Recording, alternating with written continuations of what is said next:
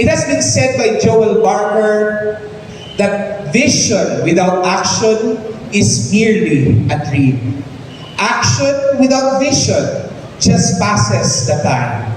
But action with vision can change the world. And we are changing the world right before our very eyes. As today, Miagao does not only hold history as the municipality with the most number of barangays, as a municipality who had success against our moral raiders.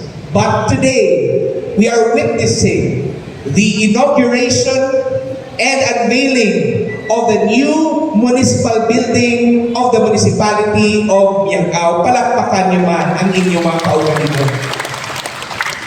Ladies and gentlemen, this municipal building is a testament of the town's progress. It is the commitment of responsableng gobyerno.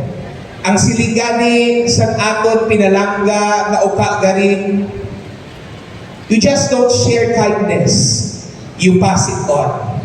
And today, the municipality of Miagao, through the leadership, the sturdy leadership of Engineer Tatay Richard Garin, has passed on kindness and sturdy leadership along with his mother, former Congresswoman, board member, and Mayor Ninfa Garin, to all of you.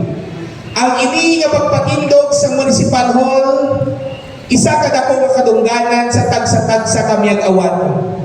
Tipigan naton ini, hanungan naton ini, because this is where transactions are done, dreams are made, and plans are fulfilled. And so, to the municipality of Miagao and to the people of Miagao, congratulations sa itanan. God bless. Kag may aga sa atin.